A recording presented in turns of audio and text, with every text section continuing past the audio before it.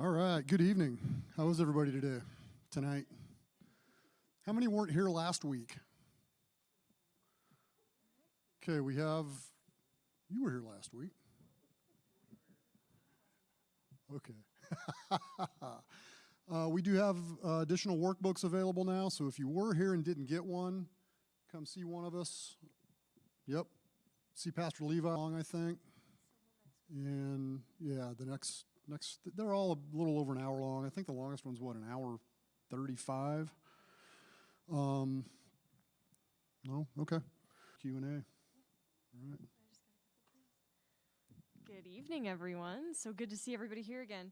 So I just wanted to point out a few things in the workbook for those of you who have one and got one last week, or those of you who are just getting one. So the first part of the book has the sections for the 8 weeks that we'll be doing the class that you fill out. And like I said last week, my recommendation, again, this is just my opinion, is that you listen to the video and take notes on your own. And then afterwards, later, you'll go out and you'll fill out the blanks. Otherwise, you're looking and trying to fill the next blank in, and you're missing some of what's being said. There is an answer key in the back, so don't worry if you absolutely don't remember an answer. You're good. A couple other things really quick about the workbook. You have the Constitution at a glance and the Constitution made easy in the back. Basically, what the Constitution at a glance is it gives you a few overview facts about the Constitution. It's a great way to just learn some of the basic outline. There's an appendix, in the Appendix B, it's an article entitled, What About Separation of Church and State? And it's taken from Rick Green's Freedom's Frame. Fantastic book. I highly recommend. That's one of the best chapters in the book. As you go back a little bit further, one of my favorite sections in the book is what you call the Constitution Made Easy. So on the left side, there's the original words of the Constitution, and on the right side, it's what we call the Constitution Made Easy, and it's just put into modern English. Sometimes it's a little bit easier to understand, and the way that you usually want to go through it is you read the Constitution first, and then you read it in the Made Easy format, and then you go back and you read it in the in the original language again. If there's any other questions about the back of the workbook, just come find us, and we'll explain anything we can. And you had something else? One reason she makes the recommendation to take notes after is you're going to see how fast David Barton speaks tonight. Mm-hmm.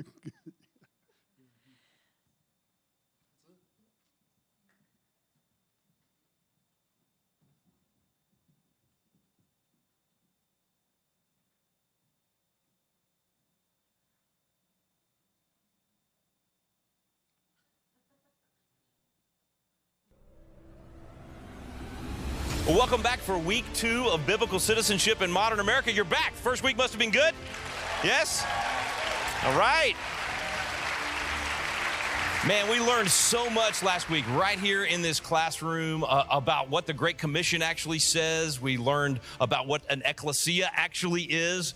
We got to learn about the monument to the forefathers. There was so much that happened last week. It was a wonderful time of learning. Before we dive into week 2 and we really talk about is America worth saving and what are the seeds of liberty that make America worth saving, once we answer that first question, I'm wondering what you guys most remember from our first week when we talked about the monument, when we talked about the beginning of those seeds of liberty being planted here. Anybody remember anything particular from that first week that you want to just kind of help? Remember, repetition's the mother of all learning. And remember what we said about fundamental principles. We need a frequent recurrence to it. We're going to have a frequent recurrence to even what we learned the first week. Yeah, go ahead.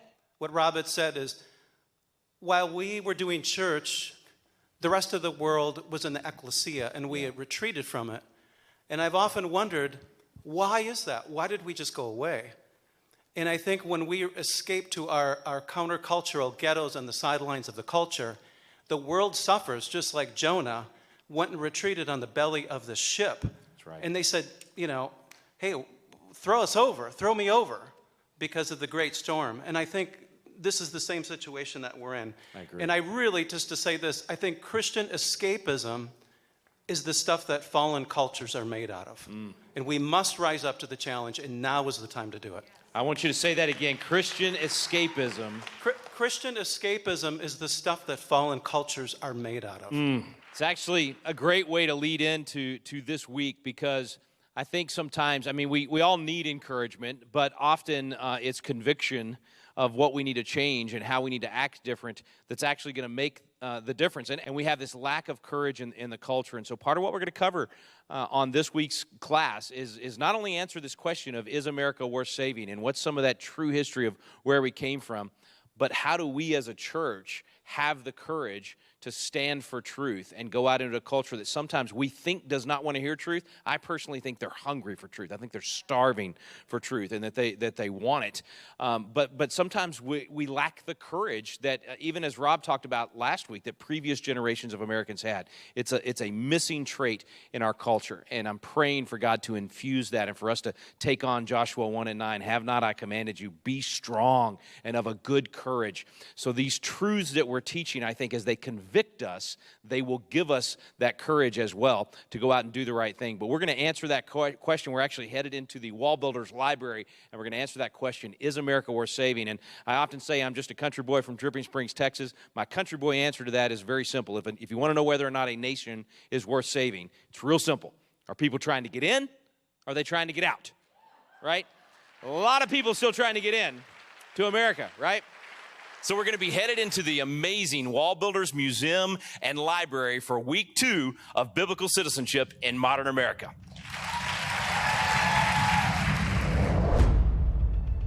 I think biblical citizenship as a Christian would be stewardship. That God has given us this republic to be stewards over. And you begin to love what God loves and hate what He hates in the Scriptures, because your heart is lining up with the heart of God because of the gospel. If you're a Christian, a person of faith, you must care about what's happening in our culture. You must get involved in voting. Biblical principles are what produce freedom of society, but you won't have biblical principles in society in which you don't have citizens with a biblical worldview. Experiencing tyranny, they're asking why, what has happened, and there's just this feeling of being lost right now and not knowing where to turn. And you just gave us the foundation. This is truth.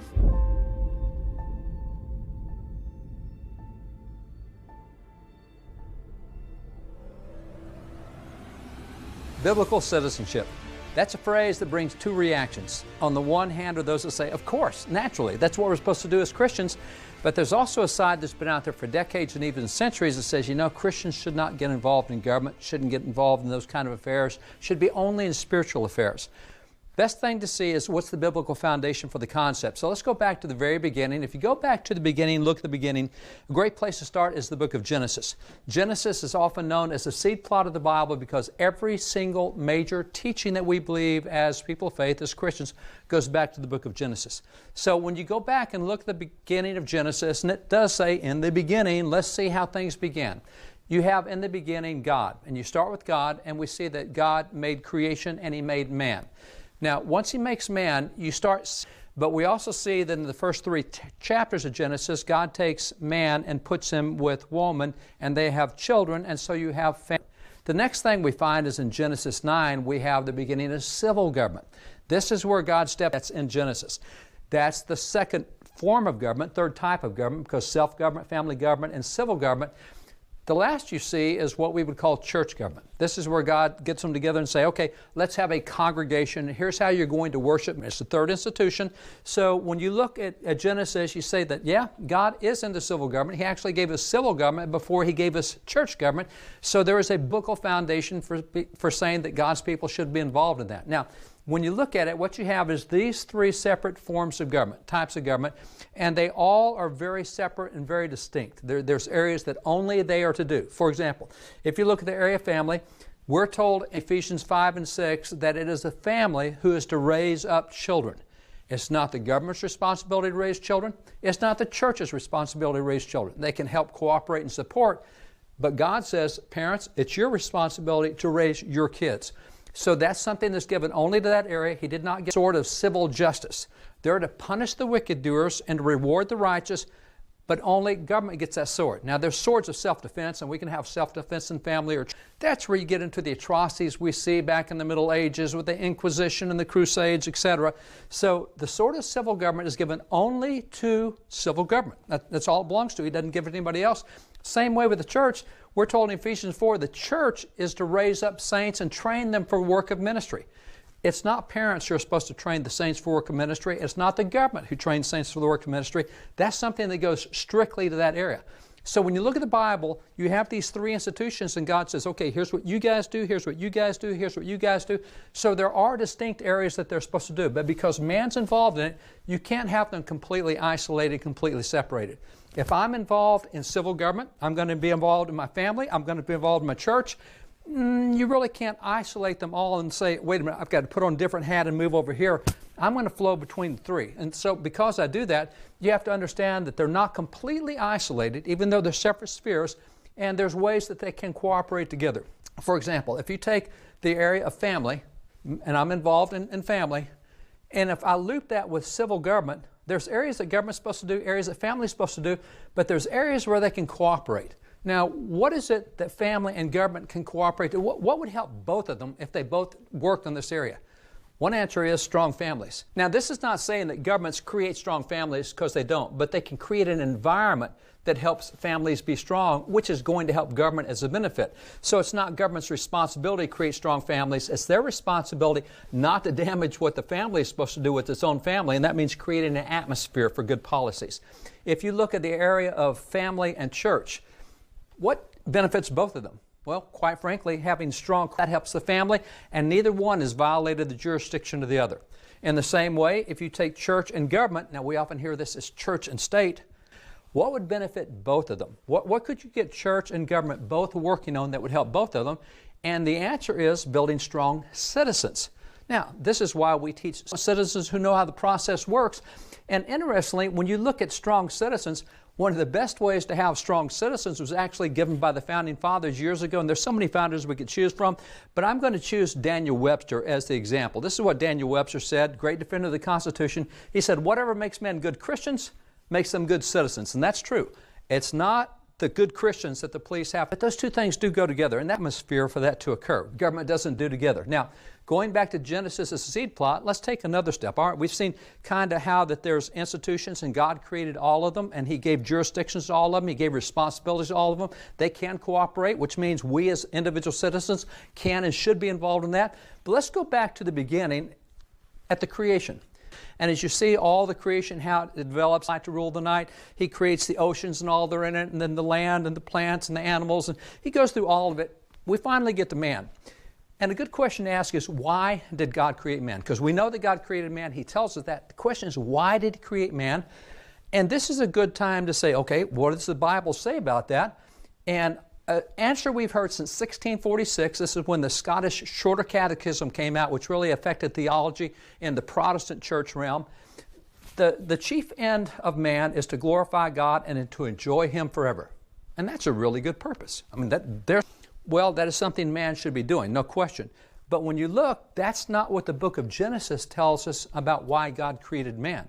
When you look in Genesis to see why, you go back to those 2 chapters. And when you look at the 2 chapters, after God's gone through everything in the 6 days and He's got it all created, we're told in Genesis chapter 2, verses 5 and 15, starting first with verse 5, it said, God looked at all He had created, and it was very good. And then He saw that He had no one to tend His garden. So He made man. It's interesting. Verse 15, that once God put man in the garden, man tended the garden. What we see in Genesis is very similar to what Jesus told us in Luke 19:13 about tending the garden. Because you remember there in Luke 19:13, Jesus says, you need to do business. You need to be about doing things till I get back. So that when you look today, this is kind of in what's described as a 7 mountains kind of thing. Because what is the Lord's? What is His garden? Well, we're told in the Scriptures, the earth is the Lord and the fullness thereof, everything in it. Today we say, well, that includes entertainment and education and media and religion and family and government. Hollywood couldn't come out with a movie unless church leaders signed off on it. And the church said, oh, we shouldn't be doing that secular stuff. Let's get out of entertainment. How has that worked out over the years? I mean, we recently came across an archive of 17 letters back when they did the Academy Award-winning movie Gone with the Wind. 17 letters going back and forth over whether they should use the one word damn in the movie. Rhett Butler, as he leaves, frankly, my dear, I don't give a they had a massive outcry. You can't use a curse word in a movie. Oh my goodness, look how far we've come. But see, we used to be involved in all these, education, all of these areas, and so we've gotten out of them. And how's that working out for us? We've gotten out of government. That's one of the parts of His garden we're supposed to be taking care of. So there is a biblical mandate, a biblical responsibility to do this. So civil government is one of those areas we're to operate in. And one of the easiest ways to do that is at least by voting. Now, voting is very significant, but it's something that a lot of people don't tend the garden through voting. As a matter of fact, as you look at something like Los Angeles, and you take Los Angeles, one of the largest cities in the nation, and the mayor of Los Angeles announced that he had been elected with 2.9% of the adult vote in the city. Oh my goodness, 2.9%? There's a lot more people that could have taken care of the garden of Los Angeles, and you consider the policies they have and so much that's out there. Even in Texas, the states, individual states in the United States who have less population than the population of Houston. So being the mayor of Houston is like being a governor in 26 states, and the mayor of Houston's elected with 6% of adults voting. The county elections and state elections and federal elections, but there's more to it than that. There's more that we can learn about the process, and there's more that we can do in the process. And this is where a knowledge of constitutional process is important, a knowledge of American history is important. The more educated and informed you are, the more effective you are, and the more you can make a difference in the system. So let's go to the American founding. When you look at the American founding, and you look at what these guys did in creating their Constitution. And by the way, there's 5,600 years of recorded human history. And when you look at that, a question to ask is, okay, they created a government, but what's the average length of a Constitution in the history of the world? And history tells us 17 years. The Constitution we got from these guys is now over 200 years old. It is the longest ongoing Constitution in the history of the world. Every year on Constitution Day, we set another world's record. We've set so many world's records on stability, we don't even think about it anymore. It's natural, normal to us. But the question is, okay, everybody had access to the same set of ideas they had in their day because they were political writers. You have millions of books, you have thousands of years of history, you have a lot of political writers. Where did they get the ideas that created our government to be so different? And that question was asked by political science professors at the University of Houston who said, why don't we go back and collect writings from the founding era and see who they quoted? Because if we can find out who they quoted, we'll know who's important to them. So they did that. The results were released in this study called The Origins of American Constitutionalism. They went back and found those 15,000 writings they thought were representative. And as they went through them, they found 3,154 direct quotes out of those writings. They said, now, let's find out where that quote originated. And so it took them 10 years, but they tracked every single quote back to its original source. And at the end of 10 years, they released the report, and they said, what we now know is the number one most cited individual in the American founding was a French philosopher by the name of Baron Charles Montesquieu. In 1750, he wrote a 2-volume set called The Spirit of Laws that was used heavily by the Founding Fathers. They quoted from him frequently. The number 2 most cited individual in the American cited it regularly. Thomas Jefferson said that American attorneys read Blackstone's like Muslims read the Quran. So that was a big book to them. The number 3 most cited individual was John Locke. In 1690, he did a book called The Two Treatises of Civil Government. In those 2 treatises, by the way, it's so if you think the Bible doesn't say much about government or doesn't refer to it, read that book from 1690. That's got a lot in it. So these are the 3 most cited. 34% of all the quotes they looked at from they used the Bible to help create a form of government that's now the most stable government in the world, and it was built on these concepts and ideas from the Bible. So there is grounds for us knowing and being involved biblically. Now, when you look at the document that they did, this document, the Declaration of Independence, starts out with 161 words that gives forth 6 principles of. They say that we mutually pledge each other our lives, our fortunes, our sacred honor, and they were doing this with a reliance on divine providence. So that's the closing part. But let's go back to the 161 words. 4 of those 6 principles of government are pretty simple. They start by saying there is a divine creator. Then they say, the divine creator has given us a fixed moral law. Then they say he gives us inalienable rights, or what we would call natural rights sometimes, but inalienable rights, and the purpose of government is to protect the rights that God has given us. Now, if you take this, let me just take the second one for a minute, that he's established a fixed moral law. In the Declaration, in other words, there's the laws of nature, what we see in what God created, and there's the laws of nature's God, which is written down in the Scriptures. Let me just take the area of self-defense for just a minute. If you take the area of self-defense, it's interesting to see how the Founding Fathers framed this as an inalienable right that came from God that reflected the laws of nature and nature's God. If you take John Adams said, resistance to sudden violence for the preservation not only of my person, my limbs, and my life, but of my property is an indisputable right of nature. Oh, there's nature. There's the laws of nature. He said, which I never surrendered to the public by the compact of society, in which perhaps I could not surrender if I would. This is a God-given right. I can't give it up. He said, the maxims of the law and the precepts of Christianity are precisely coincident in relation to this subject. Now, he says the law and Christianity. So that's the laws of nature and the laws of the God who created nature, which we find in the Bible. So he finds self-defense being part of both. And yeah, if we look in the Bible, we can point to Exodus 22:2 as a verse on self-defense. We can point to 2 passages in the book of Nehemiah. We can point to passages in the Gospel of Luke. So there's lots there on self-defense.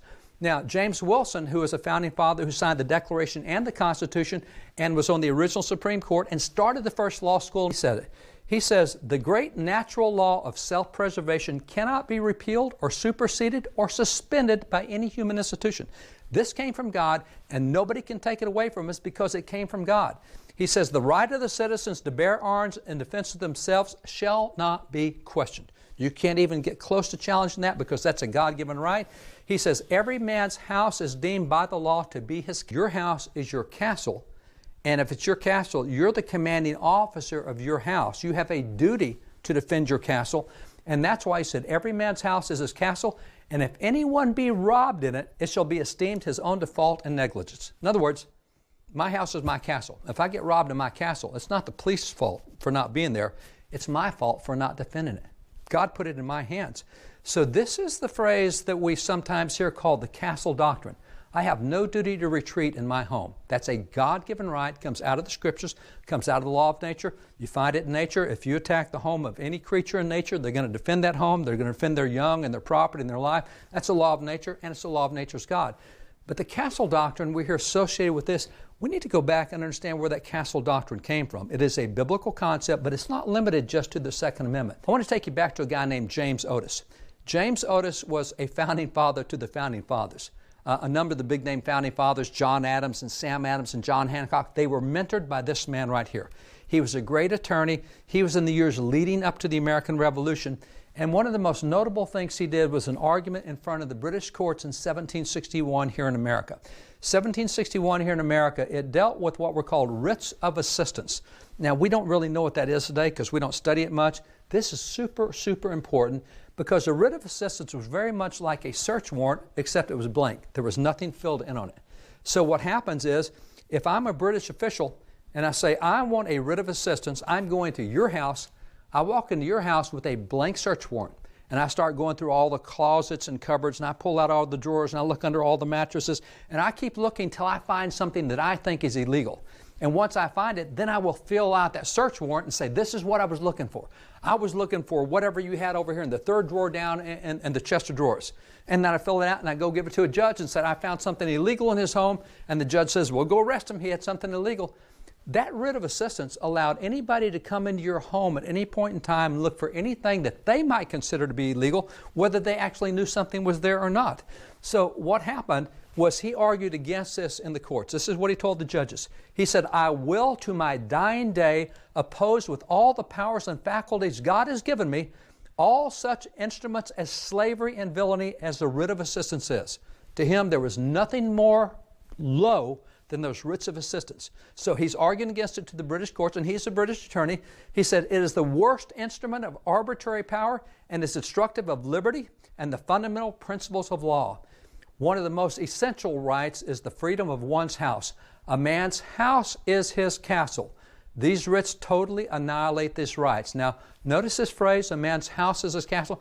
This is where it gets used in American history. This is where it pops up. A lot of the other Founding Fathers quoted it later, but it goes back to this argument right here. A man's house is his castle. He said, it's a power that places the liberty of every man in the hands of every petty officer. In other words, any government bureaucrat can now come in and take my liberty away. My house is no longer my castle. Who may reign secure in his petty tyranny and spread terror and desolation around him. Both reason and the Constitution are against such writs. Now, I mentioned that he had a huge impact on a number of Founding Fathers, and one was a young John Adams who saw all the arguments that went with this. Because this was British policy at the time. It was being done by the British. But John Adams heard this. A man's house is his castle. And he thought about that for the next 15 years leading up to the American Revolution. And as we got close to the Revolution, this is what John Adams recalled looking back. He said that regarding that 1761 case, he said American independence was then and there born. Where? In that courtroom when he argued that a man's house is his castle. Every man in the crowded audience went away, as I did, ready to take arms against writs of assistance. This kind of tyranny we won't tolerate. There and then was the first scene of the first act of opposition to the arbitrary claims of Great Britain. Then and there where the child independence was born. In 15 years, namely in 1776, he grew up to manhood and declared himself free. So he's saying everything we did in American independence movement goes back to the writs of assistance in 1761, which was based on the doctrine that every man's home is his castle. Now, let's take that concept for a bit, that a man's home is his castle. And it's interesting that when you look at several amendments in the Constitution, remember, amendments in the Constitution are given to protect God-given rights.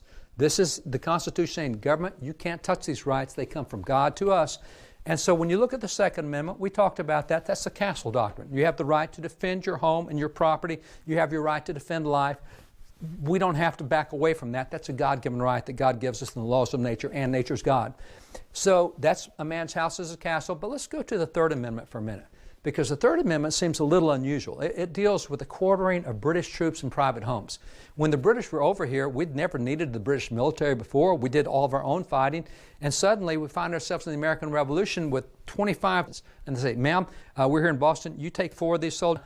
This is a real problem from the standpoint of man's home as his castle, which is why we have the Third Amendment of the Constitution that says you can't quarter military troops in private homes.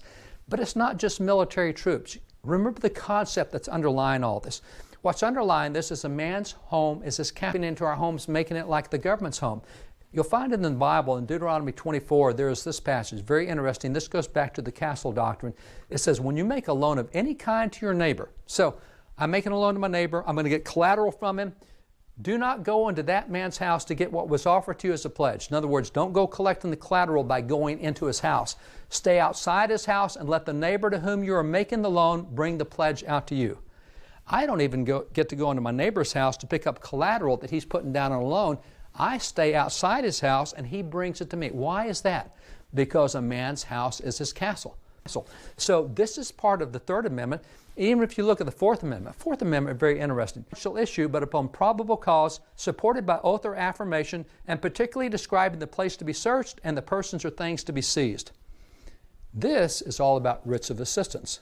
Now notice what it says there. If you read that, if I just read that and don't think about the modern era, if I just read it for what it says, I'm going to say, you know what? IRS audits and bureaucratic agency searches of my receipts or papers, you can't do that. IRS can't demand to audit me. Here's why. Because what does it say? It says, you cannot search my papers. That would be my check stubs. That'd be my business receipts.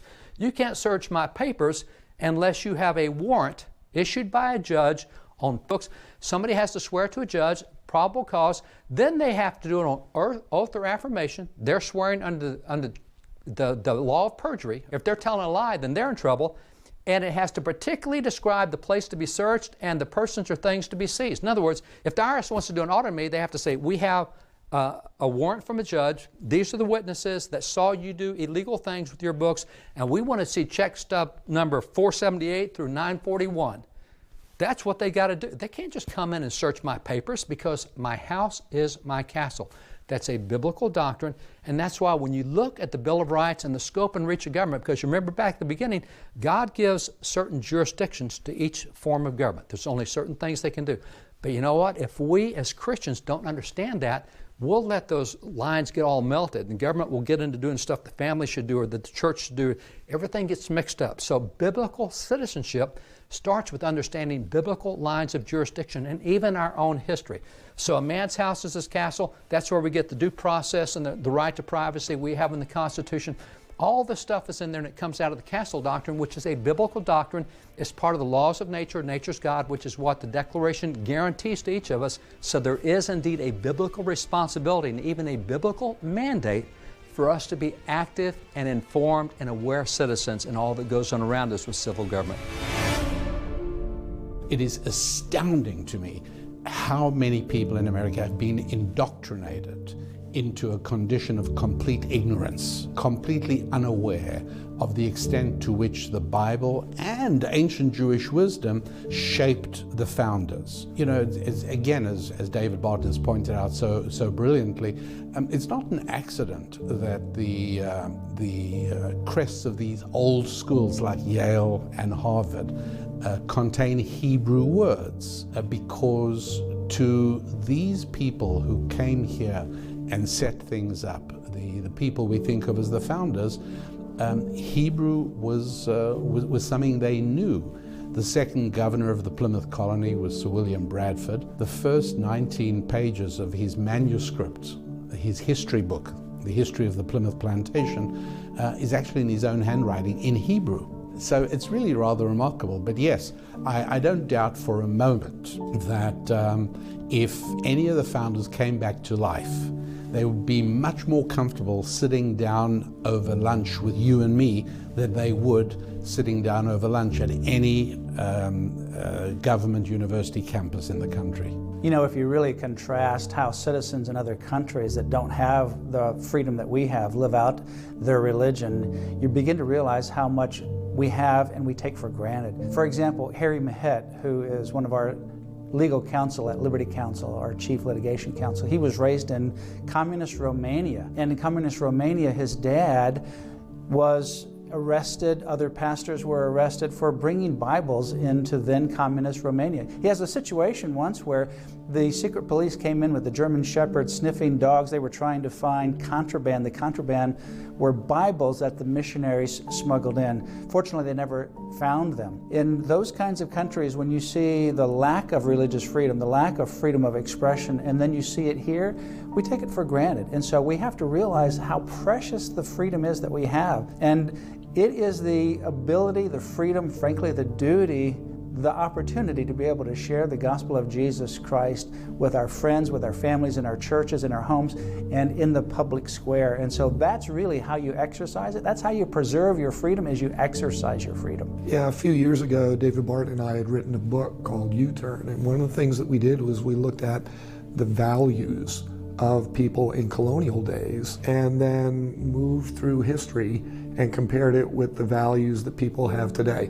Values are just one indication of the worldview that people possess, because your values come out of that worldview. And one of the things that we discovered is that back in the late 1700s to early 1800s, the values of Americans were very distinct. But when we compared that distinct list of primary values, and there were about 9 of them, to the primary values that people hold today, there isn't one value that overlaps from colonial America to today. And that's just one of a number of indications we have that our worldview has radically shifted.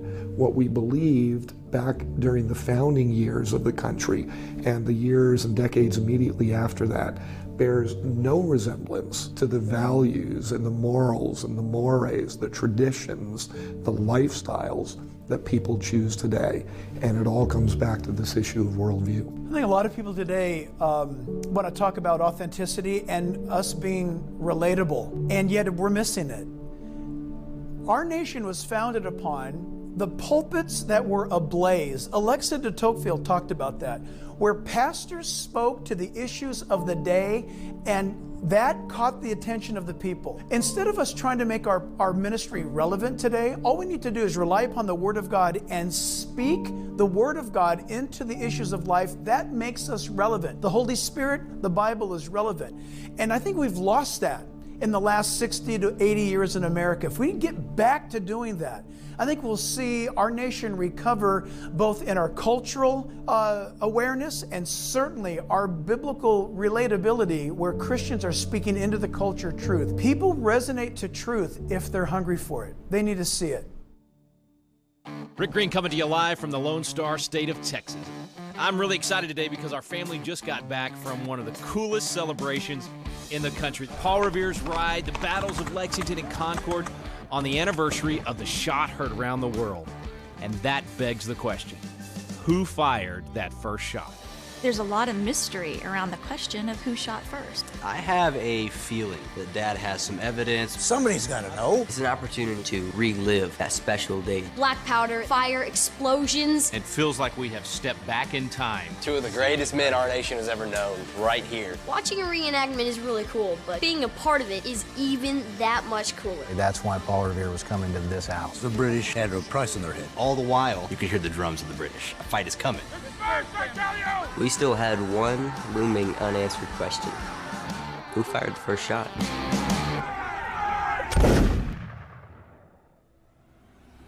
All right, we are in the Wall Builders Collection, this amazing place of Founding Fathers documents and American history. Tim Barton, David Barton, thanks for having us in, man. This place is incredible. Great to have you here, and it's really cool because this is history that really belongs to all of us, whether we know it or not.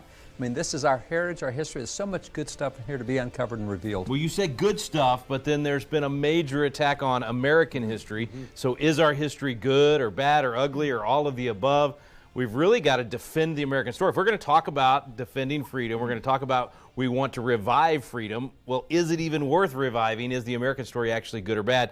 Tim, you've been digging into this over the last year or so, specifically to respond to this accusation that America is just evil at its core and not even worth preserving. So take us down that road of history. Yeah, so it's a crazy assumption, crazy statements, and obviously we know from Scripture that all have sinned and fallen short of the glory of God. Therefore, we know America's not perfect, and nobody that's ever lived in America has been perfect. With that being said, the fact that now most students can say more bad things about America than good things about America is a reflection that we've done a very bad job. And this is where you can know that there's been a lot of bad history being taught. One of the places where a lot of this has been learned was the 1619 Project, and this was done by Nicole Hannah-Jones. At least she was the chief editor of this. And the New York Times wanted people to learn about how bad America was. And actually the premise was that America was not founded in 1776 as the Declaration of Independence was done and we separated from Great Britain and America actually became her own nation.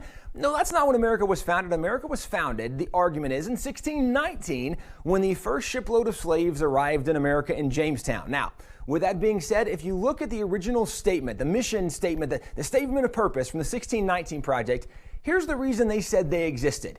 The 1619 Project is a major initiative from the New York Times observing the anniversary of the beginning of American slavery. It aims to reframe the country's history, understanding 1619 as our true founding and placing the consequences of slavery and the contributions of Black Americans at the very center of the story we tell ourselves about who we are. So the idea that we want to retell the American story and make sure that we highlight slavery and 1619 as the origins of the story, well, throughout the New York Times Project, throughout the New York Times articles in 1619, actually on their website, you can go and see these articles. There's an article that, and this is the title of the article, Our Democracy's Founding Ideals Were False When They Were Written. Black Americans Have Fought to Make Them True. Now, it absolutely is accurate that Black Americans have fought throughout American history as patriots, promoting American ideals and visions. But the notion that our founding ideals were false, well, the founding ideals were from the Declaration. We hold these truths to be self-evident that all men were created equal. They're endowed by their Creator with certain inalienable rights, that among these are life, liberty, the pursuit of happiness, and that to secure these rights, governments are instituted among men.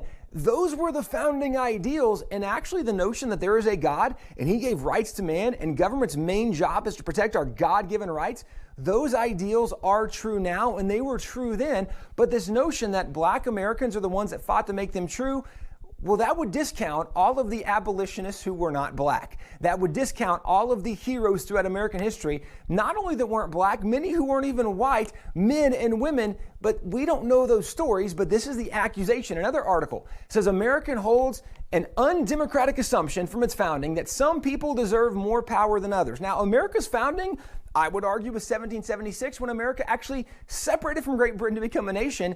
The premise of separating from the king was the king thought he had all the power and the people didn't have power and there wasn't equality. And so the Americans said, we are against the notion that some people should have more power than others. This is the exact opposite of how we were founded. Another article says slavery gave America a fear of Black people and a taste for violent punishment. Both still define our prison system.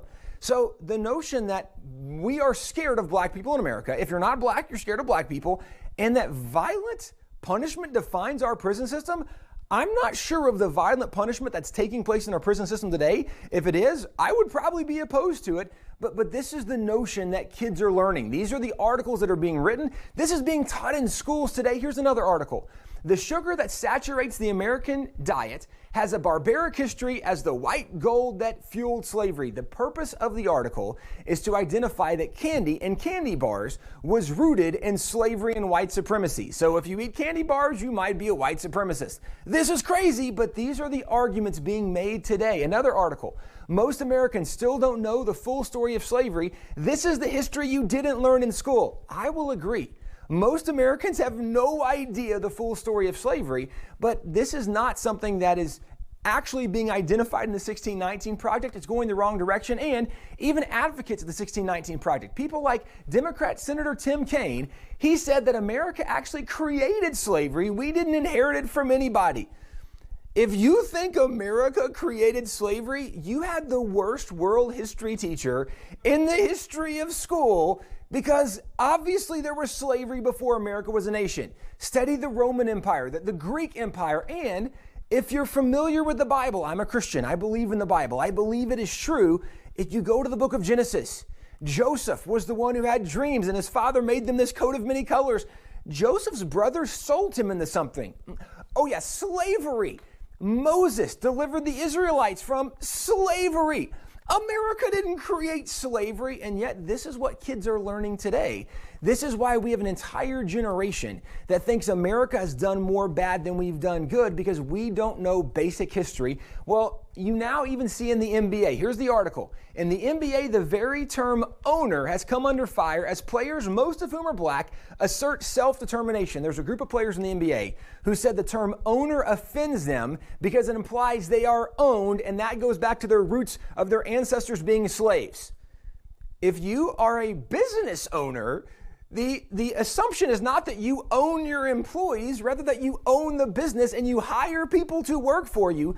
But we now live in a culture that is so woke that we can't even use the term of a business owner without it presumably offending somebody in the midst of all of this. The New York Times was awarded a Pulitzer Prize for their great work in the 1619 Project. And when this happened, there was a lot of promotion from the New York Times saying, we want to make this a curriculum for all kinds of teachers. And actually right now, this is being used in all 50 states in different schools in those states. And kids are learning these very lessons today. Well, as this all unfolded, there was also a group of professors who came out and said, this is totally inaccurate. And so professors came out pointing out the historical inaccuracies of what was being said. Now, professors on the left and right side of the political spectrum who just know basic history pointed out how many fallacies were in these articles and inaccurate statements were being made, and kids were learning things that simply weren't true. With that being said, you would think maybe the New York Times, the 1619 Project, would have some corrections and would change some of these articles. If you go to their website, there's only one correction listed on their website, and it says an earlier version of the introduction to this project referred incorrectly to Virginia in the year 1619 as a British colony. At the time, it was an English colony. So the only correction they make is to clarify that actually it wasn't a British colony, an English colony. Well, there's a lot of other inaccuracies being said, and here's the problem with this. Is there is a lot of important history that's been lost, including a lot of black history, a lot of black heroes that have been lost, and even a lot of terrible things that happened in American history. And Americans need to learn the whole story, the good, the bad, and the ugly. The problem is today what's being said not only is misrepresenting what is true, many things are just flat out lies and dishonest in the way they're being presented. And what's also lost is the fact that in America, Jamestown was not the only major settlement in America. In fact, America largely could be referenced back to Charles Dickens' classic novel, A Tale of Two Cities, because America was largely defined by two major early cities or early colonies, and it was Jamestown, and the second major colony was Plymouth. Both of these colonies had a major impact in American history, and both had an incredible legacy they left, but both were very different legacies. If you look at Jamestown, we probably are semi-familiar with some of the people from Jamestown, which was founded in 1607, and people like Captain John Smith, or the name Pocahontas, who's one of the great heroes as we've studied history. Well, those are names we would know from Jamestown, and certainly there were some great people in Jamestown. But Jamestown definitely had some major problems as well. Jamestown went through a period known as a starving time where they actually turned to cannibalism. They had some major issues in Jamestown. They didn't always have great relations with the Native Americans and the Indians. And so there no doubt was issues with Jamestown. But that was just one of the early primary colonies. The other colony was Plymouth. Plymouth was founded in 1620, and if you look at some of the story of Plymouth, we know some major names like Governor William Bradford, but also there's major players to the story, people like Somerset, who was an Indian that the Pilgrims met who actually spoke some English, and he told them that there was another Indian who spoke even better English than he did, and he wanted to introduce them to Squanto, and so he left and came back with Squanto, and they actually met the chief of the tribe, Chief Massasoit. In the midst of all of this, what they discovered was that the Wampanoag Indians, that was the longest lasting peace treaty between any whites and any natives in American history. The treaty lasted more than 50 years. Many scenarios, but let me back you up to Jamestown, because the argument is that America was really built as a slave nation. Well, Jamestown was founded in 1607, but in 1619, there was a shipload of slaves that arrived in America. Approximately 20 slaves arrived on a British town, but they actually were sold as indentured servants. In indentured servitude, you worked for a period of several years, and generally about 7 years. At the end of 7 years, you would receive your freedom. All of those approximately 20 slaves not only received their freedom, they became free landowners, and some of them became very wealthy landowners in Jamestown. It wasn't until 1651 that chattel slavery actually became legal in Virginia, or legal in the New World, and this is long after In fact, in Plymouth in 1641, they passed some early laws that actually forbid man-stealing. And man-stealing they defined as capturing someone off of a continent, transporting them across the ocean to a new continent to sell them into slavery. This was specifically targeting the North. At one, they did pass a law where they said that slavery was legal on two conditions. It was legal for punishment for a crime, that you could be a slave for so many years, or it was legal if you were captured in justified warfare. And some people today want to say, well, the fact that they allowed slavery in any conditions is terrible. But remember, this is the 1600s. And if it's a justified war, meaning it was a war where you were defending your property, defending your family, defending your people and nation, you didn't start the war, but you were defending. Well, if you conquered a people in the 1600s, there were only two options for a conquered people group after a war. You either killed them or you enslaved them. And this wasn't something unique for the Pilgrims. This was the way the world operated for literally thousands of years. And so this was the Pilgrims being normal on it and sell them into slavery. Now that law matters. In 1646, the first shipload of slaves arrived in Plymouth from Africa. But because man-stealing was a crime in Plymouth, the people of Plymouth imprisoned the ship captain and the crew. See, the legacy of Plymouth is very different than the legacy of Jamestown, and this is what's lost today. One of the cool things that was done in the late 1800s is a map showing the legacy from Plymouth and the legacy of Jamestown, and it shows the legacy of Jamestown promoted slavery in many of the southern states, southern colonies. Nation. Why does this matter? As the map even identifies, although Jamestown had a very significant legacy in America, the majority of America was not impacted from the legacy of Jamestown. The majority of America was impacted from the legacy of Plymouth and what it promoted throughout all of the nation. But today, we're not learning about the positive things that Plymouth promoted or brought to the New World. What we're learning about is the negative impact of Jamestown, and even some of that is overstated or misstated in what's being said. But this is where the 1619 Project gets it so wrong. One of the things the 1619 Project also says is we need to be learning in America about some of the black heroes who have contributed along the way to the American story. And I totally agree. It's just that the 1619 Project has left out a lot of very important black heroes that they should be highlighting. People like the Reverend Harry Hoosier, who was considered an evangelist in the Second Great Awakening. Now, he was a slave early on in life. He got saved and decided he wanted to share the gospel message with others. He joined up with the Reverend Francis Asbury, who was one of the leaders in the Methodist denomination at the time, and they began traveling together. Well, Reverend Harry Hoosier actually began drawing larger crowds than the more famous Francis Asbury and even founding fathers had heard Harry Hoosier speak. People like Benjamin Rush, who knew every major founding father. Benjamin Rush said, considering that Harry Hoosier never had a formal education, he was the best speaker he ever heard. Well, Harry Hoosier, because he had grown up on really kind of a slave plantation and he was a skilled labor kind of guy, he was a blue-collar worker, so he felt that he would be best reaching people who really were the outdoors people, the working with your hands kind of people. And so he began evangelizing and witnessing to people who were very rough people, and when they would get saved, they would have dramatic conversions, their lives would be totally changed, and they began to be known by the name Hoosier when they would convert to Christianity, because people would see, hey, you're different than you used to be. What's different about you? Oh, you're one of those Hoosiers now. You got saved under Harry Hoosier, and this was kind of the thought that happened. Now, a lot of these guys that were getting saved and having conversions under the work of Harry Hoosier began moving from where he was out to the Indiana territory. Now, Indiana became known as the Hoosier State. Actually, the state of Indiana, this is their mascot for even one of their universities. Well, where did they get the name Hoosier? You can go back to the Reverend Harry Hoosier from the Second Great Awakening. This is what's very interesting about this is if we're going to talk about black heroes who had a major impact on America, he's a guy certainly who should be included, and yet most people have never heard the story of Harry Hoosier. 1775. This is when guys like Paul Revere came to notoriety, because Paul Revere makes his famous midnight ride.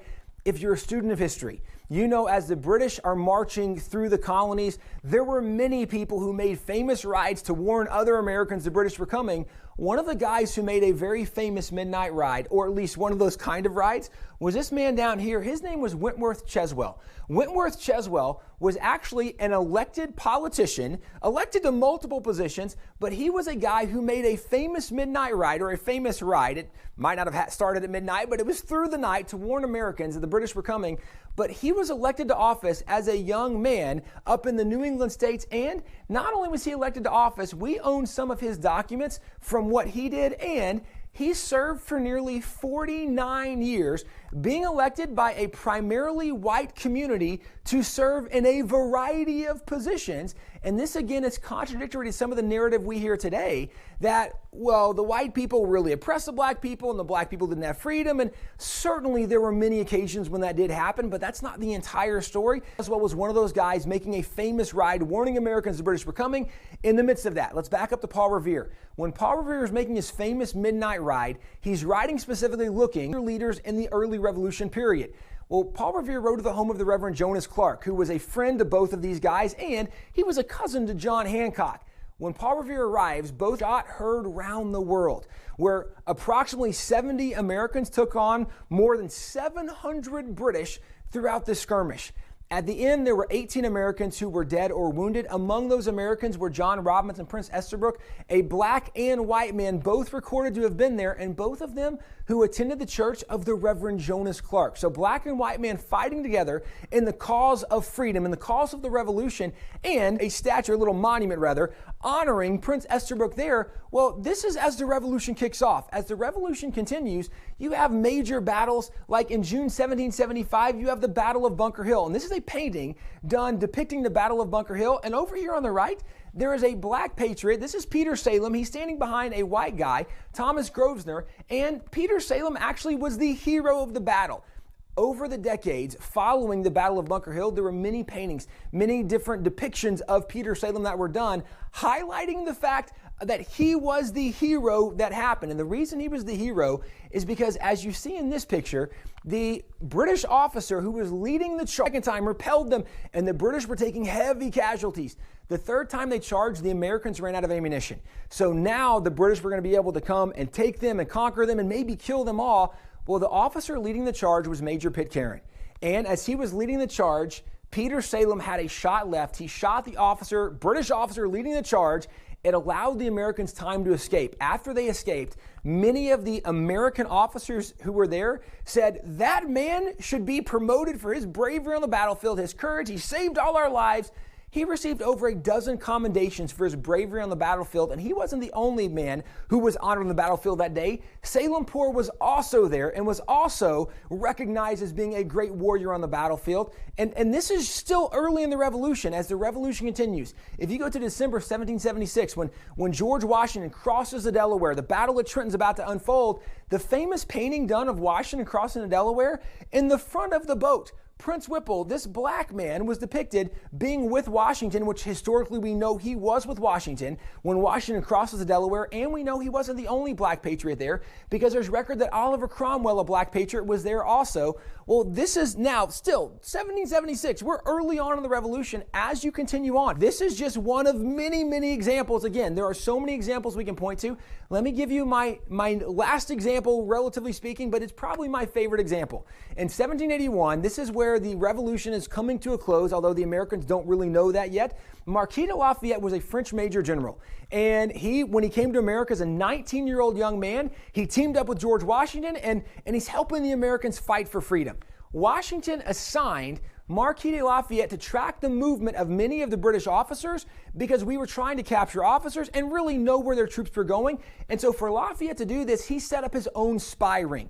And one of the things he did in his spy ring was he would take many of the black patriots and he would tell them, pretend to be escaped slaves, go seek refuge in the British camp, and then just try to gather whatever intelligence you can, come back and let me know. I'll tell Washington.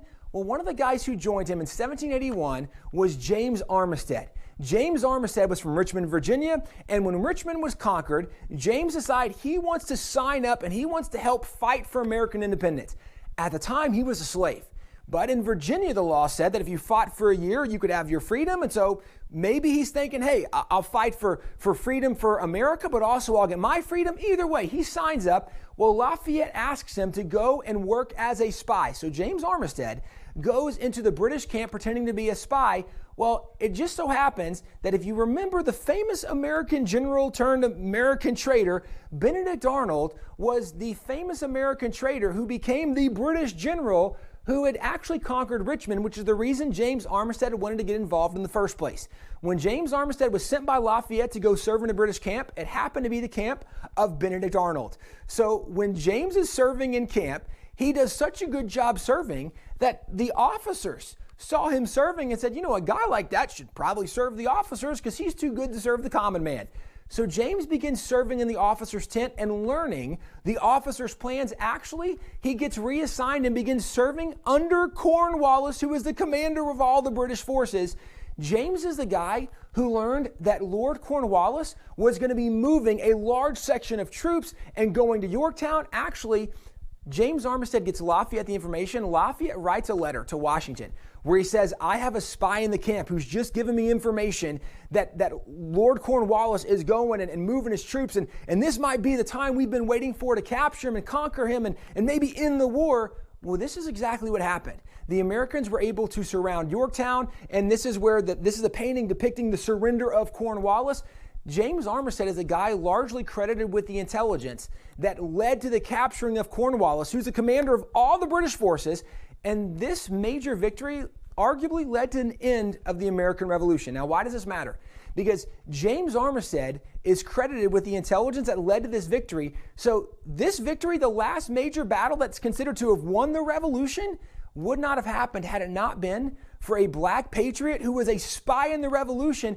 And not only that, if you look at the military intelligence that we have today, it goes back to people like James Armistead. Now, why this matters is if you think big picture American Revolution, when we think of how did the Revolution begin, we might look at the shot heard around the world. But John Adams says the Revolution actually began in 1770, the Boston Massacre, because that's when the British shed the first American blood, and that's when the war actually began. Well, if you remember the Boston Massacre, there was a man killed in the Boston Massacre who's considered the first blood shed in the Revolution. Well, that man was Crispus Attucks. And there were many famous depictions and paintings done of Crispus Attucks, of the black man being killed by the British. If you look at the Revolution arguably began with the death of a black patriot, and the Revolution was won arguably because of the intelligence of a black patriot. What this means is you can't even fully tell the story of the American Revolution without including the contributions of black heroes and black patriots in American history. And I've only given a few examples. We have entire history books of just black heroes from the American Revolution, from the War of 1812, from the Civil War, throughout American history. And yet today, very few Americans know anything of these black heroes. Why don't we know these black heroes today? Well, you can back up to a guy like Woodrow Wilson, who's, I would argue, the biggest culprit of why we don't know so many of these black heroes. When Woodrow Wilson was a professor at Princeton University, he wrote a new history series, and actually it was considered kind of this chronological history of America from the beginning all the way up to that point. It was a 5-volume set, and it was believed to be the most scholarly history book ever done. Well, in this, he became so prominent and well known because of this that he became the president of Princeton University. And then, not long after, he became the president of the United States of America. Well, Woodrow Wilson was also a very racist man, so much so that when he became the president of the United States, one of the things that happened under his watch and leadership was the rebirth of the KKK. And some of his administration actually marched in the marches for the KKK, even in Washington, D.C. So Woodrow Wilson, very racist guy, very bad guy. And actually, this is depicted even in his history books, because if you back up to his history books, he removed every single black person from American history, not just the heroes, every black person in general. And in his history books, he not only ignores every black hero, but by the way, how do you talk about the Civil War and leave out Frederick Douglass or the Mass 54th? And there's so many examples we could give. He leaves them all out. And yet in his history book, he wants to make sure that if you don't know about black people, he wants to show you what black people look like. And if you look at this, if you've ever seen the scales of evolution where it goes from goo to you, one of the things that it shows is kind of like these Neanderthal images. Well, why in the world would Woodrow Wilson have incredibly racist images in his book?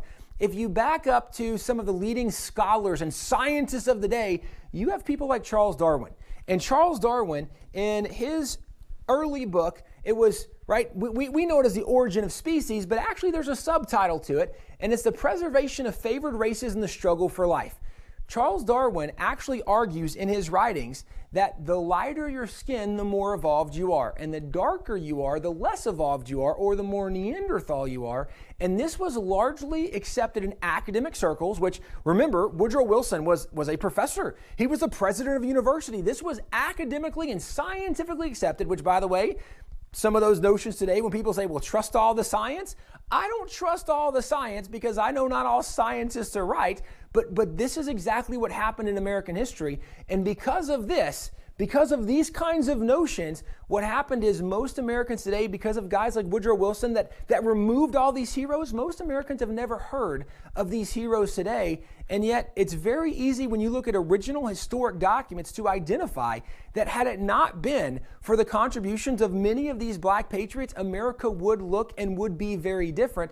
And yet today, we don't learn about so many of these heroes and the contributions, or even how black and white people work together to do great things to advance equality and civilization, and how America was leading the way in this. What we hear is, no, America was really, really bad, right? 1619 Project is what's promoting that idea so much today.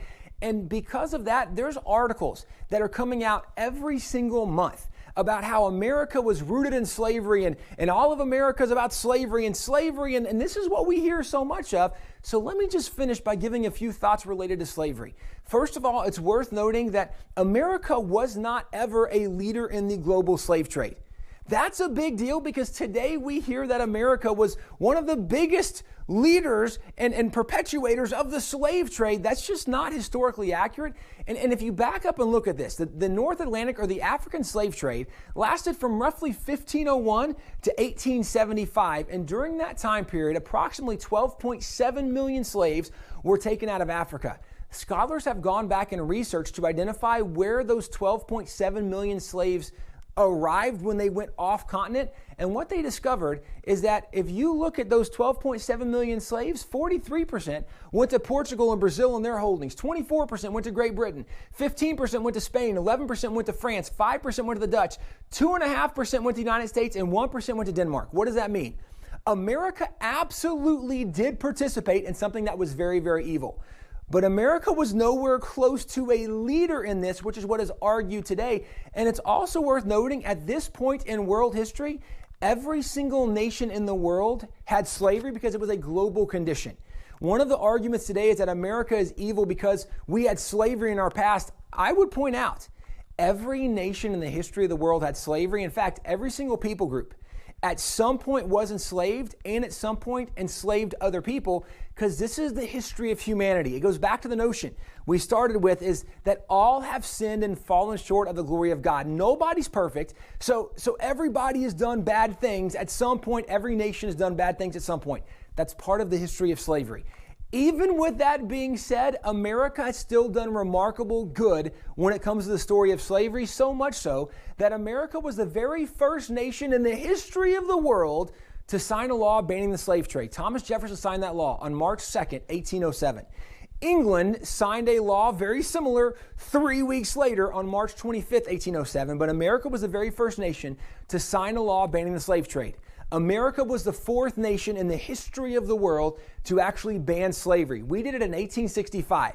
Now, we were the fourth nation. England did it before us in 1833, and then Denmark, and then France, and then America. At that time in world history, there were 128 nations in the world, and America was the fourth nation to actually end slavery. And I would argue America paid a higher price in ending slavery, because slavery in America ended at the end of the Civil War, which was one of the bloodiest conflicts we've ever seen in American history, with more than 600,000 Americans that died in that conflict. And at the end of that conflict, we ended slavery in America. And I'll go even further, because if you look today, slavery still exists today. This is the map depicting the nations of the world, and the different colors are showing nations who are doing better or worse jobs with slavery. Now, to give you context, there's 193 member nations of the UN, and that number actually changes every year. It was 191, then 195, and 193, and it changes based on who's gone to war with who, or who's conquered who, who's captured who. But just recently, of those 193 member nations, 94 of those nations had not passed laws banning slavery in their nation. In many nations of the world, slavery to this day is still legal. And that's why it's estimated there's more than 40 million people in slavery in the world today. That's more than at any time in world history. And this is even in Africa today. There's more than 9.2 million people legally enslaved in Africa. There's people legally enslaved in China and India and Indonesia. This is actually not unusual for much of the world. And yet, with that being said, one of the things that the Global Slavery Index does is not only it shows the nations that are doing a really poor job with slavery, it shows the nations that do the best job. And right over here, it shows the nations taking the most action to end slavery in the world. And the nation doing the most is the Netherlands.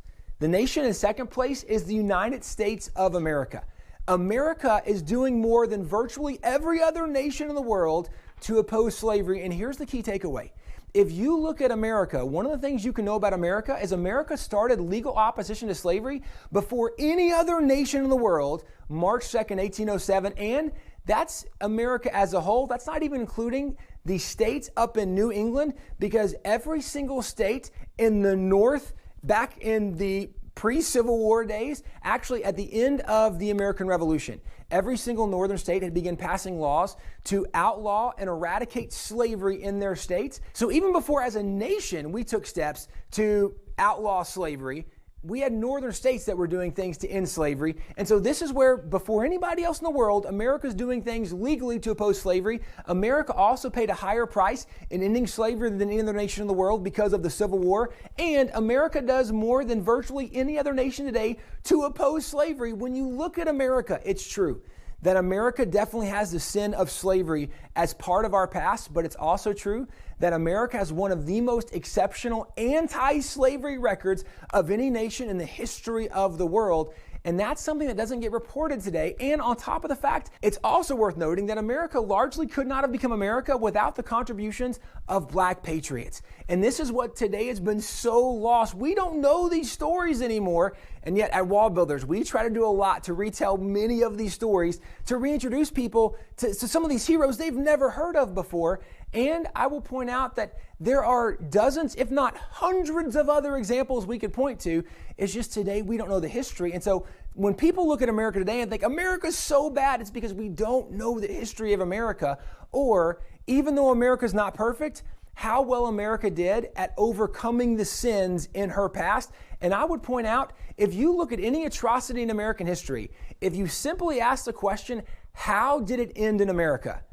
what you will always find is the reason those atrocities ended in America is because Christians stood up and said, we can't do that anymore. We have to stop those things in America. And that's why America corrected and stopped those evils and those sins faster than virtually any other nation in the history of the world. And that's why America largely should still be celebrated today. Okay, wait, Tim. I got to jump in here on you, man. There were so many times you were dropping truth bombs. I mean, things that people have never heard before. I've never heard before. And I'm thinking to myself, wait a minute, you just changed the whole narrative on America's bad and evil and we're the worst. In other words, you basically reset the table and said, okay, everybody was bad. Yes. But America was leading the charge. Correct. Instead of being drug along, which is what we've been told for the last year. We know so little of history, both world history and American history, that we think America was the only people group that struggled with sin or did anything bad or evil. Well, that's just silly. It's everybody. Every single nation in the history of the world has done bad things. And when we look specifically at what America did, America consistently was at the forefront of leading the charge to correct those problems and evils. And it's not to say that America didn't do bad things. Absolutely. America's done many bad things in our past, but America also, because of the influence of Christianity, because of so many pastors and churches and leaders who have stood up and said, we have to stop this, so many patriots. America has corrected those problems faster than almost any other nation in the history of the world. And that's why, if we're going to tell the honest story, tell the story that America did some very bad things, but tell the whole story that America fixed and changed those things faster and sooner before virtually anybody else. And that doesn't mean that America doesn't still have problems today. Right. We recognize a lot of problems that we want to solve today, which is why we're doing what we're doing. But isn't the reason that America was leading the charge on that is the very thing we're talking about in this course, because of biblical citizens, because people in America were saying, like you were saying, pastors were saying, this has to change. And even all the way back to the Declaration, that the principles that have been laid in place from the beginning are what made us want to provide that freedom for everyone. What you will see consistently throughout history is the people who have done the most to correct the problems in America were people who knew the Bible, who were patriots, who followed the constitutional principles, those Declaration values, and when they applied those things and they fought for those things, they helped change those problems in the nation. And that's really where we are today. We need more of those patriots, biblical-minded, constitutional thinking, Declaration value promoting citizens standing up and saying, we need to solve these problems. And when we get involved, we're really the only hope. Like, it's kind of silly that we think something's going to change without our involvement, because it's always been the biblical-minded people standing up for those right principles and values, fighting to change where there needed to be equality, where there needed to be equal rights, where there needed to be major steps forward. This is where, again, today, we need those biblical-minded constitutional citizens to stand up and saying, we're going to make a difference. Okay, so short answer to the question, is America worth saving? Absolutely yes. Absolutely. This value system is worth preserving, and if it's going to be preserved, it's up to the folks that are watching this to be biblical citizens and continue this spread of freedom. You said it. You got to be biblical citizens. Today is really special. We're going to actually open up the vault of history. We have over 100,000 documents from George Washington and John Adams and Thomas Jefferson, Benjamin Franklin. The library was like going back in time. All kinds of incredible documents and weapons, great treasures from the Revolutionary War. It's so cool when you actually see it and you're actually feeling it. And for the Green family, it's better than going to Six Flags or SeaWorld. Can you smell the smoke in it? That's smoke from American Revolution. I'm in awe of this kind of stuff. We're able to go back and see what they actually wrote, what they said, so we know what they believe. When I read the actual documents, it totally contradicted what I'd been taught by teachers about those documents. We live in an age where we need a revival of patriotism in our younger generation. A bunch of kids don't even know about this stuff. And I realized that that's what we do. You know, we learn about this, we study, and then we go teach it and hopefully get to inspire other people. Jesus said, you know the truth, and the truth will set you free. Most of the time, people just don't know the truth very well. Well, that's it for week 2 of Biblical Citizenship in Modern America. What a wonderful opportunity we had tonight to go into the Wall Builders Museum and Library and learn about the spheres of government and learn about the fact that America is worth saving. Now, next week, we're going to be right back in this classroom learning about truth and courage, and then we're even going to head out to the very room where the Constitution and the Declaration were created, the Cradle of Liberty, Independence Hall in Philadelphia, Pennsylvania. You don't want to miss week 3 of Biblical Citizenship in Modern America.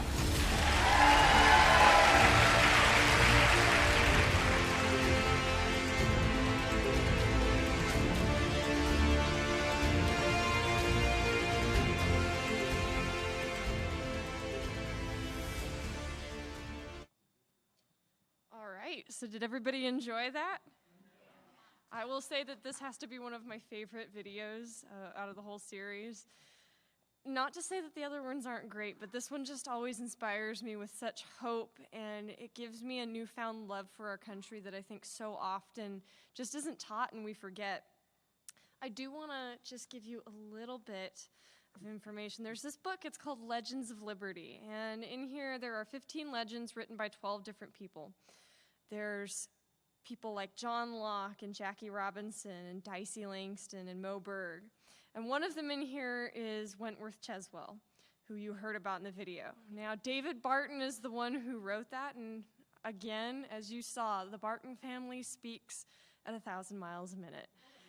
The nice thing about this book is you can read all of that information at your own pace instead of having to hear it all crammed into that tiny bit of time that he has. So if you would like to look at the book, just come find me. There's incredible stories of people like Sybil Luddington, who was a 16-year-old girl who did a midnight ride that was longer than Paul Revere's. And so just different things that are incredible pieces of American history and are inspirations for how we can lead biblical lives and save our nation. It's incredible. I highly encourage everyone to come find me and check this book out. You can get it on Patriot Academy's website. I actually think we have copies that we could bring next week. I think we still have copies left. So I can bring those next week if anybody wants to purchase one. Just let me know.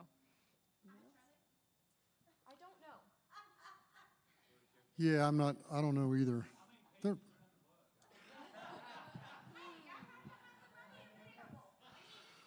256. There's 256 pages. 256, there you go. Any questions out there? Observations, questions? You know, the first time I saw this, I just thought about even when I was in high school almost 40 years ago. And they don't teach you any of this stuff. I can't imagine what's going on in the schools today. We just had Constitution Day on the 17th, and nobody really knows this, but any school that takes federal funding is required by law to have a minimum, I don't know if it's a day, I'm not positive of the hours, but they are required by law if they get federal funding to teach on the United States Constitution. And none of them do it. I mean, they're just not held to it. That being said, I don't really have anything to add to what we saw. I want to plant some seeds in your brains. We've been trying to get more involved in our city government. School board meetings, city council, water district. We just have to do it. My vision is for the churches to come together and to pack these rooms. Probably only get maybe 200 people in the council chambers, but I like to see 800 more outside just praying around that building whenever there's a meeting for the school board, for whatever it is. Water district's a little different. You know, it's a tiny room. I think you can get 40 in there maybe if you're cozy. Any of you guys interested in that? You know, a lot of that stuff's on Wednesday nights, which right now we're kind of committed to this for 6 more weeks. Yeah, the school board is on Thursdays, so I believe city council is first and third Wednesdays. Yeah. Well, we just need enough involved to where we can, participate on prayer and worship and, just be where God calls us to be. So I just want to plant that seed. I saw a hand back there.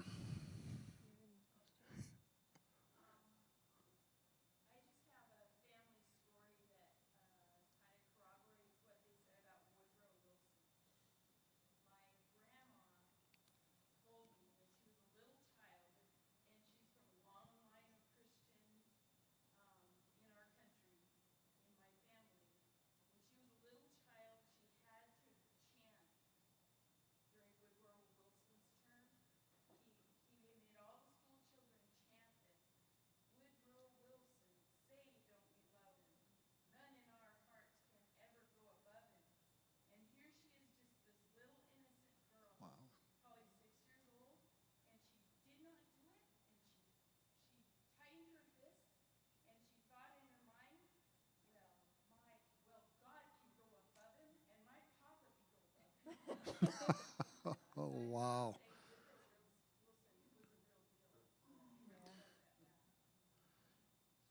Yeah, and that's just the beginning of stuff that he did. I mean, yeah. That's awesome. Another hand?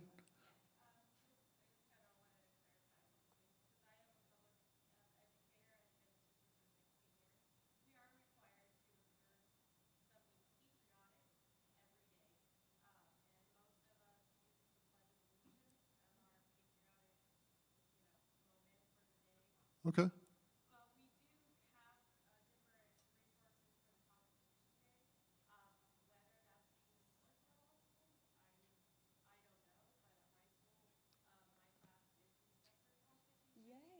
Cool.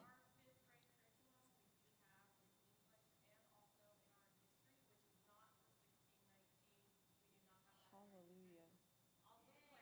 Woo woo. Nice.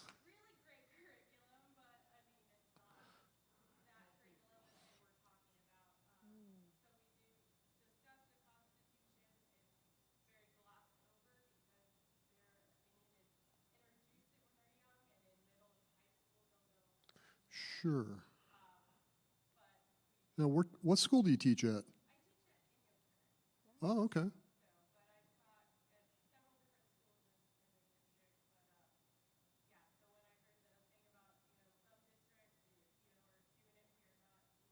Hallelujah. Nice. That's good to know.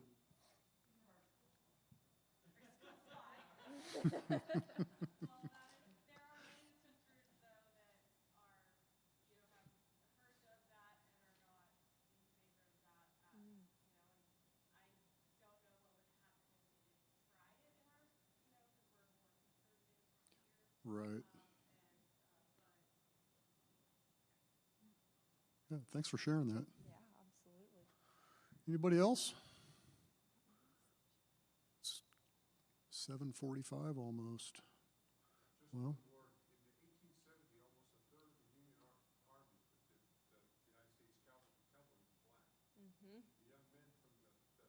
had nowhere else to go.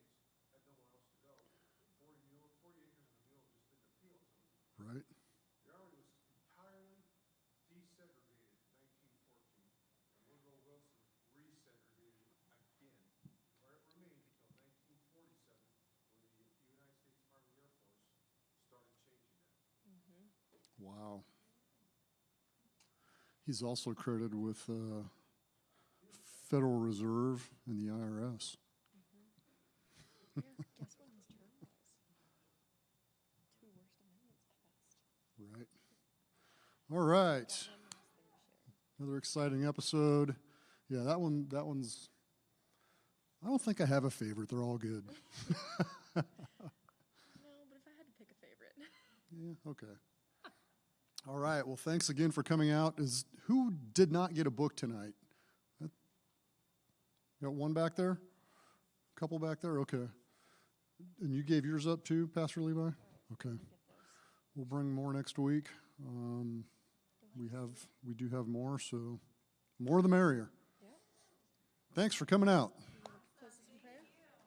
Yeah. Sure.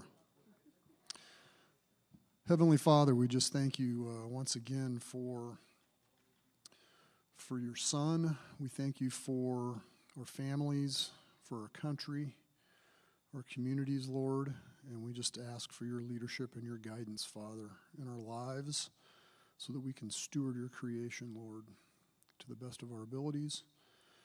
And we just pray, Father, that you identify our strengths, our weaknesses, Lord, as believers, and that you just speak to us about what you want us to do, and that you just help us identify those things, Father, that you want us to do, and motivate us to do it, Lord God. And we just thank you once again for your Holy Spirit, and we thank you, Father, for all the blessings that you've given us and this country, Father. Let us go out and let us be lights for your kingdom, Lord. In Jesus' name we pray. Amen.